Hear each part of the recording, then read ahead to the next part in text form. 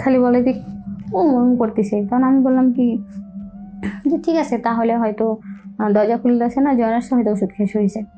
তারপর আমি জানালার সামনে যাই, জানালার সামনে যাই হালকা করে একটু জানালা গ্লাস খুলে দেখি যে তার ঘরে একটা বাইরের এলাকার একটা লোক। তো দেখার পরে আমি তাকে কিছু বলি না। তখন দেখি আধা ঘন্টা পরে সে চলে যাওয়ার পরে দেখি আবার সে কি শব্দ হচ্ছে।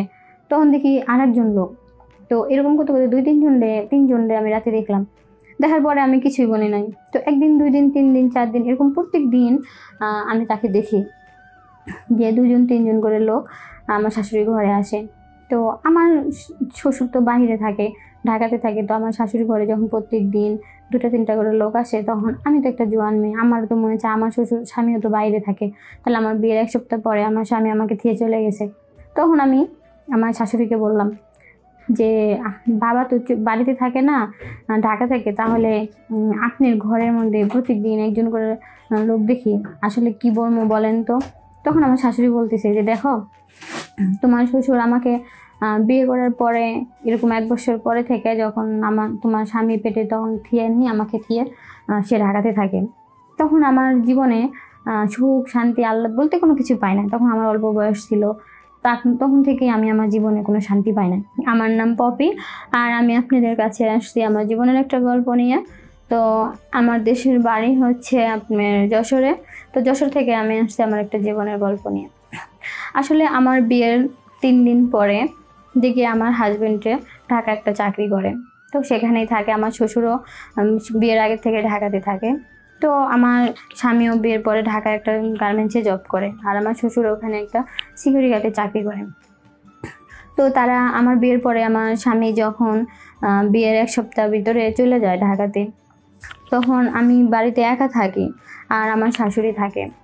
তো প্রত্যেক দিন আমার শাশুড়ির সাথে আমি ভালোভাবে হাসি খুশি সারাটা দিন যায়। কিন্তু মাঝে মাঝে যখন আমি আমার বাহিরে কখনো বেরোতে যাই, দেখা যাচ্ছে ঘরের বাইরে যাই, এলাকার মধ্যে একটু হাঁটাহাঁটি করি বা কারো কাছে যাই, একটু দাঁড়াই, তখন আমার শাশুড়ি আমার সাথে অনেক খারাপ ব্যবহার করে। তখন সবসময় সে বলে, ঘরের বউ মানুষের সাথে কেন কথা বলো, বাড়ি বাইরে কেন যাও, অনেক রকমের অনেক খারাপ কথা বলে, খারাপ ভাষায় করে যে আমার ছেলে আসলাম বলবো বা ওদের বাড়িতে না রাখে, না ভালোভাবে থাকতে।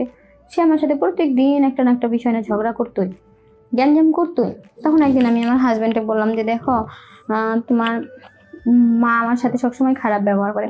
তখন সে বলছে দেখো, আমার মায়ের অনেক বয়স হয়ে যাচ্ছে, হয়তো বয়সের কারণে আমার মা তোমার সাথে খারাপ ব্যবহার করতেছে, তুমি কিছু মনে করো না। তো আমি বলছি যে ঠিক আছে, আমি আর কি মনে করব, তো আমি আর কিছু মনে করবো এটা বলছি। তো আমি সেই সময়টা পরে একদিন হঠাৎ করে দেখি আমার শাশুড়ি মানে ঘরের ভিতরে 2টার মতো তখন বাজে, 1-1:30টার মতো বাজে। তখন দেখি যে সে ঘরের ভিতরে কোনো কুকুর একটা শব্দ করতেছে। মানে আমি ভাবছি যে প্রথমে যে সে হয়তো অনেক অসুস্থ, তার জন্য হয়তো সে জ্বর আসছে, এই জন্য মনে হয় তার ঘরে থেকে এরকম কোন কারণে শব্দ আসতেছে। তখন আমি গেছি, যে একবার ডাক দিছি, কথা বলে না, দেখি খালি বলে যে করতেছে। তখন আমি বললাম কি যে ঠিক আছে তাহলে হয়তো দরজা খুলতেছে না, জ্বর আসছে, হয়তো ওষুধ খেয়ে শুয়েছে। তারপর আমি জানালার সামনে যাই, জানালার সামনে যাই হালকা করে একটু জানালা গ্লাস খুলে দেখি যে তার ঘরে একটা বাইরের এলাকার একটা লোক। তো দেখার পরে আমি তাকে কিছুই বলি না। তখন দেখি আধা ঘন্টা পরে সে চলে যাওয়ার পরে দেখি আবার সে কি শব্দ হচ্ছে। তখন দেখি আরেকজন লোক। তো এরকম করতে করতে 2-3 জন আমি রাতে দেখলাম। দেখার পরে আমি কিছুই বলি নাই। তো একদিন, 2 দিন, 3 দিন, 4 দিন এরকম প্রত্যেক দিন আমি তাকে দেখি যে 2-3 জন করে লোক আমার শাশুড়ির ঘরে আসে। তো আমার শ্বশুর তো বাহিরে থাকে, ঢাকাতে থাকে। তো আমার শাশুড়ি ঘরে যখন প্রত্যেক দিন 2-3টা করে লোক আসে, তখন আমি তো একটা জোয়ান মেয়ে, আমার তো মনে হচ্ছে আমার শ্বশুর স্বামীও তো বাইরে থাকে, তাহলে আমার বিয়ের 1 সপ্তাহ পরে আমার স্বামী আমাকে দিয়ে চলে গেছে। তখন আমি আমার শাশুড়িকে বললাম যে বাবা তো বাড়িতে থাকে না, ঢাকা থাকে, তাহলে আপনার ঘরের মধ্যে প্রতিদিন একজন করে লোক দেখি, আসলে কি বলবো বলেন তো।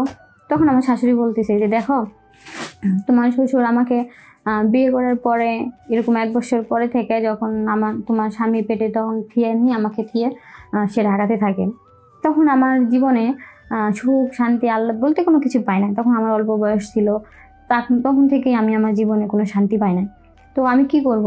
তখন লাস্টে আমি নিজের সংসারও চালাইতে হয়, হাতে টাকা পয়সা লাগে, নিজের সুখ শান্তির জন্য কাজ করতে হয়। আর হলো আমি এরকম করে কিছু হাতে টাকাও পাই, আমি নিজেও এনজয় করি, শান্তিও পাই।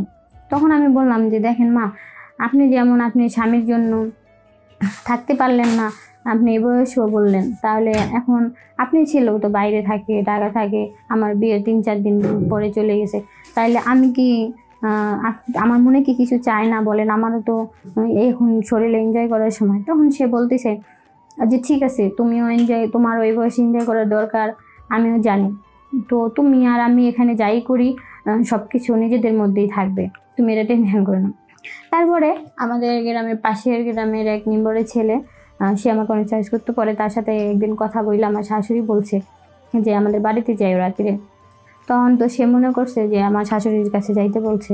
পরে আমার শাশুড়ির কাছে যখন গেছে তখন বলছে যে দেখো, আমি আমার কাছে আসার জন্য বলি নাই, আমার ছেলের বউয়ের জন্য তোমারে বলছিলাম।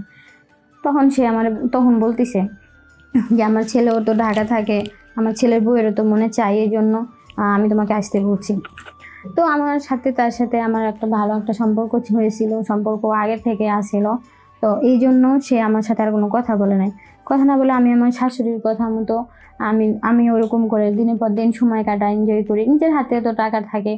তারপর আমার শাশুড়ি যেমনি চলে। পরে একদিন হঠাৎ করে আমার শাশুড়িকে বললাম যে দেখেন, আমরা যেভাবে অন্যায় করতেছি, পরে যদি হঠাৎ করে আপনি ছেলে জানতে পারে বা বাবা জানতে পারে, তখন বলছে যে দেখো, আমি যখন আমার ছেলে 1.5 বছর বয়স, তখন থেকে তোমার শ্বশুরের ঢাকা থাকে, চাকরি করে, তখন থেকে আমি এই বয়স পর্যন্ত আমি পার করে দিলাম আমার শরীরের সাথে এরকম করে। তো কখনো বুঝতে পারে নাই, আর তোমারও বুঝতে পারবে না, তোমার আমার মাঝেই কথাটা থাক। এটা বলার পরে আমি বলছি যে ঠিক আছে। তো তারপর আমার নিজের কাছে নিজেকে খুব অপরাধী মনে হইতো, যার জন্য আমি আমার শাশুড়িকে বললাম যে মা, আমি এসব আর করতে পারবো না, থাক, আমার যেমন লাগে লাগুক। কিন্তু তারপরও নিজের মনে মানে না যে আসলে আমার স্বামীও ঢাকা থাকে, নিজের শরীরের একটা চাহিদা আছে, নিজের একটা শারীরিক সম্পর্ক ভালো লাগে। তারপর আমি আমার শাশুড়ির সাথে এভাবে কাজ করি। এবার কাজ করতে করতে দুজনের মাঝে এরকম ভালো একটা আমাদের মধ্যে, আমার শাশুড়ির মধ্যে একটা ভালো একটা বন্ধুত্ব হয়, যে দুজনের কথা যাতে ঘরে বাইরে না যায়। তারপর আমরা এভাবে কাজ করলাম, হাতে টাকা থাকে। তারপর যখন আমার স্বামী আসে তখন সে চলে যায়। তো আমাদের মাঝে এরকম করে আসলে অনেকেই বউ রেখে যারা ঢাকাতে যায়, তারা সময় দিতে পারে না, এই জন্য কিন্তু তাদের ফ্যামিলিতে হয়তো অনেকে এরকম কাজ করে। তো আসলে আমরা কি ভুল করছি নাকি সঠিক কোনো কাজ করছি? আমার তো মনে হয় না যে এটা সঠিক কোনো কাজ, কারণ যতই স্বামী দূরে থাকুক, কষ্ট তো আমাদের জন্যই করে। তো এই পথে হয়তো আমাদের যাওয়াটা উচিত হয় নাই। তারপরেও যখন আমরা গেছি, আমাদের ভুল বুঝতে পারছি, ভুল বোঝার পরে আমরা নিজেদের শুধরায় নিয়েছি। তো এখন আমরা অনেকটাই ভালো আছি, আর আশা করি ভালো থাকবো। আমি আমার শাশুড়িকে নিয়ে সব কিছু থেকে দূরত্ব রাখছি। তো আপনারা সবাই দোয়া করেন আমরা যেন ভালো থাকি।